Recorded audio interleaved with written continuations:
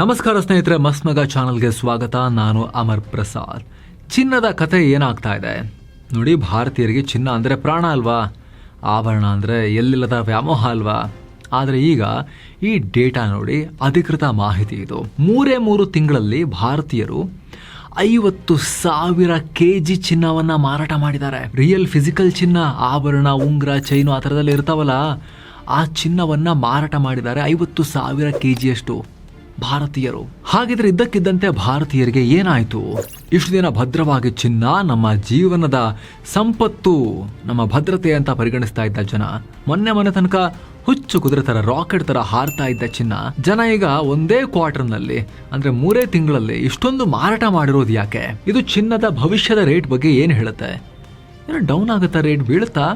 ಬನ್ನಿ ಎಲ್ಲವನ್ನ ಅನಲೈಸ್ ಮಾಡೋ ಪ್ರಯತ್ನವನ್ನ ಮಾಡೋಣ ಸ್ನೇಹಿತರೆ. ಒಡವೆ ಬೇಡ, ಕ್ಯಾಶ್ ಕೊಡಿ ಅಂತಿದ್ದಾರೆ ಜನ. ಸ್ನೇಹಿತರೆ, ಭಾರತೀಯರು ಚಿನ್ನ ಮಾರ್ತಿರೋ ವಿಚಾರ ಯಾಕೆ ಇಷ್ಟು ಇಂಪಾರ್ಟೆಂಟ್ ಅಂತ ಅರ್ಥ ಆಗಬೇಕು ಅಂದ್ರೆ, ಭಾರತೀಯರಿಗೆ ಚಿನ್ನದ ಮೇಲಿರೋ ವ್ಯಾಮೋಹದ ಬಗ್ಗೆ ಸ್ವಲ್ಪ ತಿಳ್ಕೋಬೇಕು. ಮಾರ್ಗನ್ ಸ್ಟ್ಯಾನ್ಲಿ ರಿಪೋರ್ಟ್ ಪ್ರಕಾರ ಭಾರತೀಯರ ಬಳಿ ಸುಮಾರು 34,600 ಟನ್ ಚಿನ್ನ ಇದೆ. ಇದರ ವ್ಯಾಲ್ಯೂ ಸುಮಾರು $3.7 ಟ್ರಿಲಿಯನ್.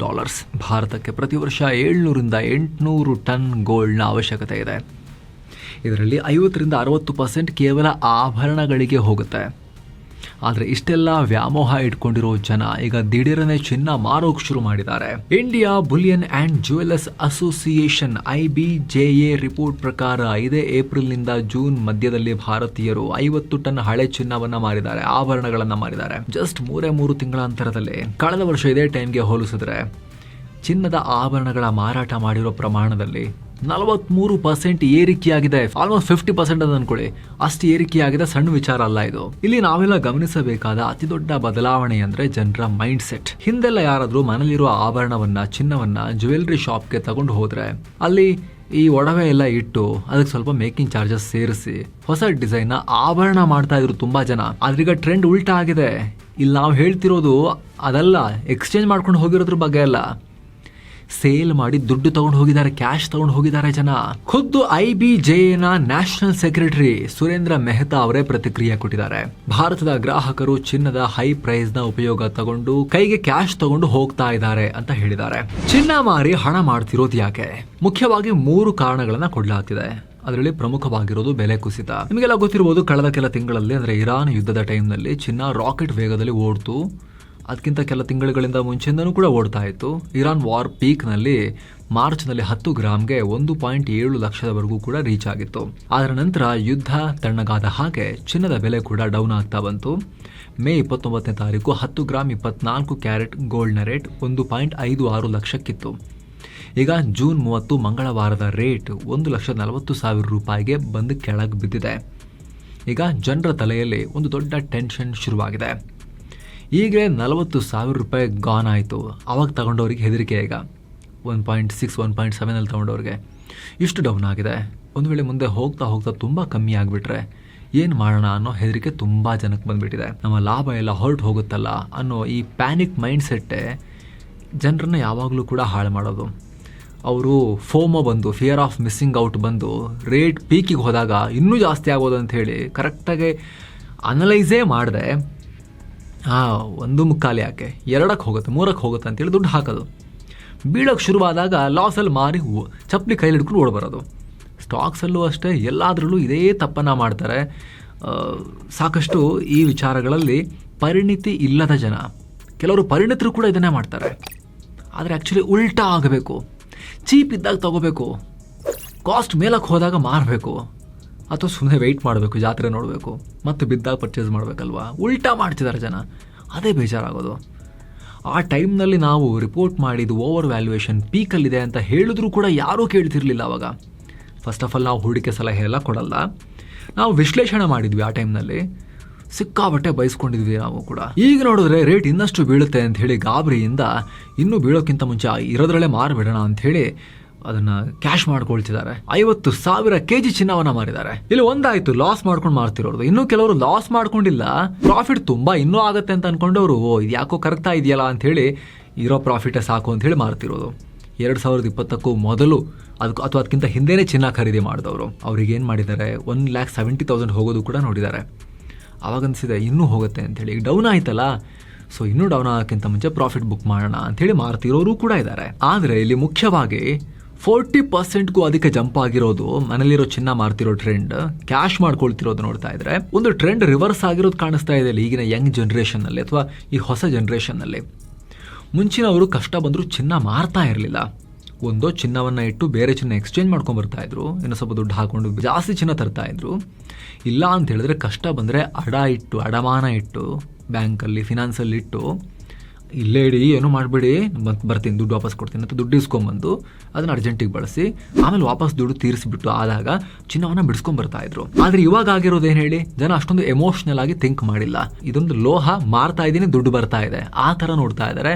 ಒಂದು ಇನ್ವೆಸ್ಟ್ಮೆಂಟ್ ತುಂಡಿನ ಥರ ನೋಡ್ತಾ ಇದ್ದಾರೆ. ಅದನ್ನ ಸಾಲ ತೀರ್ಸಕ್ಕೆ ಅಥವಾ ಬೇರೆ ಯಾವುದೋ ಪ್ರಾಪರ್ಟಿ ತಗೊಳಕ್ಕೆ ಚಿನ್ನವನ್ನ ಮಾರಿ ಕ್ಯಾಶ್ ಮಾಡ್ಕೊಳ್ತಿದ್ದಾರೆ. ಅದಕ್ಕೆ ತಕ್ಕ ಹಾಗೆ ಮಾರ್ಕೆಟ್ನಲ್ಲಿ ಮುತ್ತೂಟ್ ಎಕ್ಸಿಮ್ ಮತ್ತು ಆಗ್ಮೆಂಟ್ ಗೋಲ್ಡ್ ನಂತಹ ದೊಡ್ಡ ದೊಡ್ಡ ಕಾರ್ಪೊರೇಟ್ ಕಂಪನಿಗಳು ಒಂದು ವೇದಿಕೆಯನ್ನು ಕಲ್ಪಿಸಿವೆ. ರಿಪೋರ್ಟ್ಸ್ ಪ್ರಕಾರ ಮುತ್ತೂಟ್ ಎಕ್ಸಿಮ್ನ ಗೋಲ್ಡ್ ಪಾಯಿಂಟ್ ಸೆಂಟರ್ಗಳಲ್ಲಿ ಹಳೆ ಚಿನ್ನ ಖರೀದಿಯ ಪ್ರಮಾಣ 40% ಹೆಚ್ಚಾಗಿದೆ.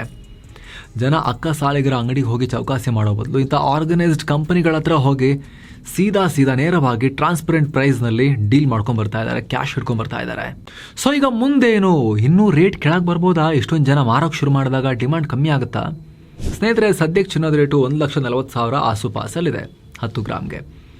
ಆದರೆ ಎಕನಾಮಿಕ್ಸ್ನ ಸಪ್ಲೈ ಡಿಮಾಂಡ್ ರೂಲ್ಸ್ ಪ್ರಕಾರ ಯಾವಾಗ ಮಾರುಕಟ್ಟೆಯಲ್ಲಿ ಒಂದು ವಸ್ತುವಿನ ಪೂರೈಕೆ ಅಂದರೆ ಸಪ್ಲೈ ಜಾಸ್ತಿ ಆಗುತ್ತೋ, ಅಂದರೆ ಡಿಮಾಂಡ್ಗಿಂತಲೂ ಜಾಸ್ತಿ ಆಗುತ್ತೋ, ಆಗ ಅದರ ಬೆಲೆ ಕಮ್ಮಿ ಆಗೋ ಚಾನ್ಸಸ್ ಇರುತ್ತೆ. ಇವಾಗ 50 ಟನ್ ಅಥವಾ 50,000 kg ಚಿನ್ನವನ್ನು ಜನ ಆಭರಣವನ್ನು ಮಾರಿಬಿಟ್ಟಿದ್ದಾರೆ, ಕ್ಯಾಶಿಗೆ ತೊಗೊಂಡು ಹೋಗಿದ್ದಾರೆ ಅದನ್ನು. ಸೊ ಏನಾಗುತ್ತೆ, ಈಗ ಕಂಪನಿಗಳು ಆ ಚಿನ್ನವನ್ನು ಕರಗಿಸಿ ಹೊಸ ಗೋಲ್ಡ್ ಬಿಸ್ಕೆಟು, ಒಡವೆಗಳು ಇವೆಲ್ಲ ಮಾಡ್ತಾರೆ. ಈಗ ಇದರಿಂದ ಹೊಸದಾಗಿ ಇಂಪೋರ್ಟ್ ಮಾಡೋ ಕಾಸ್ಟ್ ಉಳಿಯುತ್ತೆ, ಜೊತೆಗೆ ಡಿಮಾಂಡ್ ಕೂಡ ಕಮ್ಮಿ ಆಗೋದ್ರಿಂದ ಸ್ವಲ್ಪ ರೇಟ್ ಡೌನ್ ಆಗೋ ಚಾನ್ಸಸ್ ಇರ್ಬೋದು. ಆದರೆ ಬಹಳ ದೊಡ್ಡ ವ್ಯತ್ಯಾಸ ಇದೊಂದರಿಂದಲೇ ಆಗಿಬಿಡೋದಿಲ್ಲ ಒಂದೇ ಕ್ವಾರ್ಟರ್ನಲ್ಲಿ. ಆದರೆ ಟ್ರೆಂಡ್ ಕಂಟಿನ್ಯೂ ಆಯಿತು, 1 ವರ್ಷಗಳ ಕಾಲ ಕಂಟಿನ್ಯೂ ಆಯಿತು. ಹೀಗೆ ಜನ ಕೊಳ್ಳೋದಕ್ಕಿಂತ ಬರೀ ಮಾರೋದು ಜಾಸ್ತಿ ಆಗ್ತಾ ಇದೆ ಅಂತ ಹೇಳಿದ್ರೆ, ಹಾಗೇನಾದರೂ ಆದರೆ ಬಹಳ ಕಷ್ಟ ಈ ರೀತಿ ಆಗೋದು. ಹಾಗೇನಾದರೂ ಆದರೆ ಆವಾಗ ಗೋಲ್ಡ್ ಪ್ರೈಸ್ನಲ್ಲಿ ಒಂದು ಸ್ವಲ್ಪ ಪ್ರಮಾಣದ ಇಳಿತವನ್ನು ನಾವು ನೋಡ್ಬೋದು. ಆದರೆ ಏನು ಗೊತ್ತಾ ನಿಮಗೆ, ಇಲ್ಲಿ ಬರೀ ಭಾರತದಷ್ಟೇ ಮ್ಯಾಟ್ರ್ ಆಗಲ್ಲ. ಇಲ್ಲಿ ಗೋಲ್ಡ್ ಒಂದು ಇಂಟರ್ನ್ಯಾಷನಲ್ ಕಾಮೋಡಿಟಿ. ಇದು ಜಗತ್ತಿನಾದ್ಯಂತ ಗೋಲ್ಡ್ನ ಪ್ರೈಸನ್ನು ಟ್ರ್ಯಾಕ್ ಮಾಡಲಾಗುತ್ತೆ. ಸೊ ಇಡೀ ಜಗತ್ತಿನ ಪ್ರೈಸ್ ವೇರಿಯೇಷನ್ನಲ್ಲಿ ಭಾರತದ ಕೊಡುಗೆ ಒಂದು ಸಣ್ಣ ಬಿಂದುವಾಗಿ, ಒಂದು ಪಾಯಿಂಟ್ ಆಗಿ ಇಂಪ್ಯಾಕ್ಟ್ ಮಾಡುತ್ತೆ ಅಷ್ಟೇ. ಭಾರತದಲ್ಲಿ ಜನ ಇಲ್ಲ ಮಾರೋಕ್ಕೆ ಶುರುವಾದ ತಕ್ಷಣ ಕೊಳ್ಳೋರೇ ಇಲ್ಲ ಅಂಥೇಳಿ ರೇಟ್ ಪಡಾರ್ ಅಂತ ಬೀಳೋದಿಲ್ಲ. ಜಗತ್ತಲ್ಲಿ ಬೇರೆ ಕಡೆ ಕೊಳ್ಳೋರು ಇರ್ತಾರಲ್ಲ, ಅಲ್ಲಿಗೆ ಹೋಗುತ್ತೆ ಚಿನ್ನ ಒಂದು ವೇಳೆ ಇಲ್ಲಿ ಡಿಮಾಂಡ್ ಬಂದಿಲ್ಲ ಅಂತ ಹೇಳಿದ್ರೆ. ಈ ಕ್ಲಾರಿಟಿ ಇರಲಿ ಸ್ನೇಹಿತರೆ, ಇದೊಂದು ಗ್ಲೋಬಲ್ ಕಮೋಡಿಟಿ. ಇದು ಬರೀ ಭಾರತದ ಮಾರ್ಕೆಟಿಗೆ ಮಾತ್ರ ಇದನ್ನು ನಾವು ನೋಡೋಕ್ಕಾಗಲ್ಲ. ಸೊ ನೆಕ್ಸ್ಟ್, ಗ್ಲೋಬಲ್ ಲೆವೆಲ್ನಲ್ಲಿ ಹೇಗಿತ್ತು ಪ್ರೈಸ್, ಹೇಗಾಗಿದೆ? ಈ ವರ್ಷದ ಆರಂಭದಲ್ಲಿ $1 ಔನ್ಸ್ಗೆ ಅಂದರೆ 28.3 ಗ್ರಾಮ್ ಅಂದರೆ 1 ಔನ್ಸ್, ಅದಕ್ಕೆ $5,600 ಇತ್ತು ಚಿನ್ನದ ಬೆಲೆ. ಈಗ ಬರೋಬ್ಬರಿ $4,000ಗೆ ಬಂದುಬಿದ್ದಿದೆ. ಅಂದರೆ ಸುಮಾರು 30% ರೇಟ್ ಕಮ್ಮಿ ಆಗಿದೆ. ಇದಕ್ಕೆ ಮುಖ್ಯವಾಗಿ 2 ಕಾರಣಗಳಿವೆ. ಇದರಲ್ಲಿ ಒಂದು, ಅಮೆರಿಕದ ಫೆಡರಲ್ ರಿಸರ್ವ್ ಬಡ್ಡಿ ದರಗಳನ್ನು ಮತ್ತೆ ಹೆಚ್ಚಿಸೋ ಮುನ್ಸೂಚನೆ ಕೊಟ್ಟಿದೆಯಲ್ಲ ಅದು. ಇನ್ನೊಂದು ಕಾರಣ, ಮಿಡಲ್ ಈಸ್ಟ್ ಯುದ್ಧದ ಟೆನ್ಷನ್ ಕಮ್ಮಿ ಆಗಿರೋದು.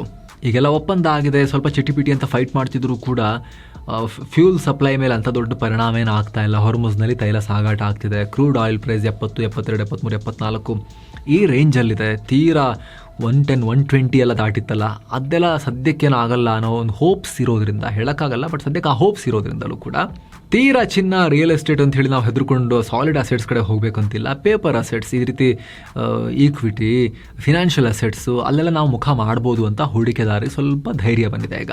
ಹಾಗಿದ್ರೆ ಮುಂದೇನು ಚಿನ್ನದ ಬೆಲೆ ಏನಾಗಬಹುದು? ಸ್ನೇಹಿತರೆ, ಇದೊಂದು ಕರೆಕ್ಷನ್ ಇದು ಸದ್ಯಕ್ಕೆ. ಯಾಕಂದರೆ ದೊಡ್ಡ ಪ್ರಮಾಣದ ಕ್ರ್ಯಾಶ್ ಏನಾಗಿಲ್ಲ. ಈಗ ತೀರಾ ಹೋಗಿತ್ತು, ತೀರಾ ಮೇಲಕ್ಕೆ ಹೋಗ್ಬಿಟ್ಟಿತ್ತು ಚಿನ್ನ. 1,70,000 ತನಕ ಹೋಗಿತ್ತು. ಈಗ ಒಂದು ಕರೆಕ್ಷನ್ ಆಗಿದೆ. ಯಾಕಂದರೆ ಮೇಲೆ ಹೋಗಿರೋದು ಕೆಳಗೆ ಬರಲೇಬೇಕು ಮಾರ್ಕೆಟ್ನಲ್ಲಿ. ಅದು ಮಾರ್ಕೆಟ್ನ ಕಾಮನ್ ಸೆನ್ಸ್, ಅದು ನಿಯಮ ಅದು. ಓಕೆ, ಇದಕ್ಕೆ ಎಕ್ಸ್ಪರ್ಟ್ಸ್ ಏನು ಹೇಳ್ತಾರೆ? ಕಾಮೋಡಿಟಿ ಎಕ್ಸ್ಪರ್ಟ್ ಆಗಿರೋ ಮನೀಶ್ ಶರ್ಮಾ ಅವರ ಸ್ಟೇಟ್ಮೆಂಟೇ ನೋಡೋಣ. ಡಾಲರ್ ಸ್ಟ್ರಾಂಗ್ ಆಗ್ತಿರೋದ್ರಿಂದ ಚಿನ್ನದ ಬೆಲೆಯಲ್ಲಿ ಇನ್ನೂ 5-8% ಕುಸಿತ ಆಗೋ ಚಾನ್ಸಸ್ ಇದೆ ಅಂತ ಅವ್ರು ಹೇಳಿದ್ದಾರೆ. MCXನಲ್ಲಿ 10 ಗ್ರಾಮ್ ಚಿನ್ನ $1,29,000 ಒಂದು ಸ್ಟ್ರಾಂಗ್ ಸಪೋರ್ಟ್ ಲೆವೆಲ್ ಅನ್ನ ಕಂಡುಕೊಳ್ಳಬಹುದು ಅಂತ ಅವ್ರು ಹೇಳಿದ್ದಾರೆ. ಈ ಬಗ್ಗೆ ಕ್ವಿಕ್ ಅಪ್ಡೇಟ್ ತರೋ ಪ್ರಯತ್ನ ನಾವು ಮಾಡಿದ್ದೀವಿ. ನಿಮಗೆ ನಿಮ್ಮ ಒಪಿನಿಯನ್ ಮಿಸ್ ಇಲ್ಲದೆ ಕಾಮೆಂಟ್ ಮಾಡಿ ತಿಳಿಸಿ ಸ್ನೇಹಿತರೆ, ನಿಮಗೇನನ್ಸುತ್ತೆ ಅಂತ ಹೇಳಿ. ಹಾಗೆ ವಿಡಿಯೋ ಕೆಳಗಿರೋ ಜಾಯಿನ್ ಬಟನ್ ಮೂಲಕ ಆಗಲೇ ಹೇಳಿದ ಹಾಗೆ ಮಸ್ಮಗ ಚಾನಲ್ಗೆ ಮಿಸ್ ಇಲ್ಲದೆ ಮೆಂಬರ್ ಆಗಿ ಅನ್ನೋದು ಆಸಕ್ತ ವೀಕ್ಷಕರಲ್ಲಿ ನಮ್ಮ ಮನವಿ. ಮತ್ತೆ ಭೇಟಿ ಆಗ್ತಿರೋಣ. ನಮಸ್ಕಾರ.